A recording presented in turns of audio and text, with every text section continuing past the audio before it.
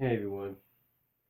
Yeah, I'm here to kind of give my thoughts on Raw, and well, not exactly just Raw, but on a few things that happened. Now, I didn't watch all of Raw just completely. The reason being is, of course, I live here on the West Coast, and living here on the West Coast, you pretty much can find out what happens on Raw before it airs, even if it takes place here on the West Coast. So anyway, a lot of notable things came out of Raw this week. The Ascension, which everybody's been hoping to see, made the debut. I know some people that might have gotten behind the Ascension are probably questioning why they're dressed the way they are. I mean, dressed similar to what they had, but differently. Now they got like face paint and all that. And um, I think when somebody comes up from NXT to the main roster, they either can remain who they are if the gimmick gets over with the head guy, or they're just going to end up changing into somebody different, or be similar to what they were, but like say be a little different and a little bit more cartoonish in a way. So you can pretty much tell that that's what they did with the Ascension. Um, we also found out tonight that Daniel Bryan obviously has been cleared to wrestle.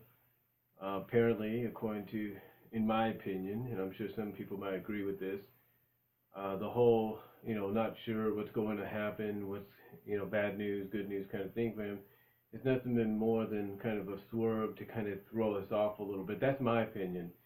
I think in a sense he's always been ready to go. It's just that they wanted to make sure, and I think it's more of a swerve to kind of make us think one thing and then surprise us with another. And I commend WWE on doing that. Commend WWE and Daniel Bryan on doing that. We also got more insight on Ryback as a character and as a person. That was good. Finally letting some, kind of doing a little bit of a work shoot, if you will. Cesaro kind of got the same treatment, sort of a work shoot, if you will. We saw the return of Barrett, Bad News Barrett, and not sure if he's going to be a phase, a heel, or a tweener. No one really knows yet. And then, we got of course, we got an appearance by Brock Lesnar at the beginning and at the end of the show. We saw the return of Edge and Christian. Found out that Christian is retired, possibly. We're not really 100% sure. But obviously it may seem like that. And but then we get to the main portion, the one thing that a lot of people are talking about coming out of Raw tonight, and that is the Authority. Triple H and Stephanie are back. And there are a lot of fans that are kind of mixed about this. Some are happy to see them back because it kind of gives, more depth. Uh,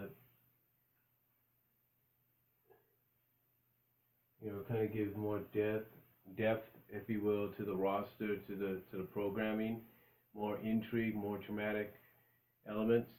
Um, Especially going into Mania, you need something to set up for Mania. But I don't think the Authority is going to be around longer, as long as they were previously. All we're going to get is January to the end of March, April, and that's it. That's going to be it for the Authority. You're only having them around for about 3, almost 4 months, 3 months basically, and that's it. And here's the reason. Next week, according to rumors and reports, they're supposed to start an all new angle with a huge angle that's going to lead into Mania, and it's going to, start next week on the first Raw of 2015. And my prediction, my personal prediction on that is, um, it's going to involve Sting, and it kind of inkers back, irks back to 12 years before, almost, yeah, about 12 years before, 12 years before. Because, well, not 12 years before, let me see. Actually, 13 years, 14, yeah, about 13, about, trying to think, 13, yeah, about 12 to 13 years ago, 13 to 14 years ago, was starting in January. It kind of irks back to when Vince McMahon thought he had total control again over WWE. He had all the power, all the authority. He was going to hand the WWE Championship, which was still Austin's, technically over to Kurt Angle. And what happened is we had Ric Flair come out, reveal that the stock that Stephanie and Triple H had sold to the consortium was him, and he became partners, basically co-owners, a co-owner with Vince McMahon. And I see something similar probably happening next week. I mean, you can't just bring the authority back and put them back into power and start all over again with the same storyline that you've done before. WWE's got to be smarter than that. And hopefully they are. And I think what we're leaning towards is the authority being back, but not in full power. I think what we're going to have is something similar, almost around the same wavelengths, but with more intrigue, because now you have the authority battling for power against the person I think that's going to have some say as well. In other words, going to have final say, and it's going to be Sting. I think Sting's going to be put into a position of power, maybe general manager, general manager position, to where, it'll be kind of like with the special with the stipulation that the authority, they can still have power, but they have to pass any ideas over to Sting, and Sting's either going to agree with them or kind of work something out with them. I think something like that might happen, and that's what's going to lead us to Sting, Triple H at Mania. I know that sounds complicated. I know some people don't want to see a storyline like that involving Sting and Triple H, but you got to think of it this way. Do you really think you got to think of it this way. If WWE wants to learn from their mistakes, do you think honestly they want to do the same stuff over again in 2015, even for 3 months? I don't think so. I think what's going to happen, like I said, is the authority is going to have some power, but they're not going to have complete power. They're not going to have complete control, because some of that, if not a majority of that, will be given to Sting, who's going to be in a position of a general manager with probably the added privilege that the authority has to pass their ideas on to him, and they either got to agree on them, so the idea will happen, maybe the match will take place, or whatever.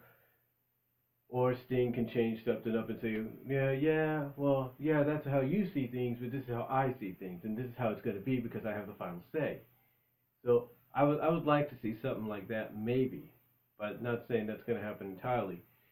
Another direction I think they would go is every time the authority tries to screw somebody over, the lights are going to go out, just like back in WCW, arcing back to those days on Nitro.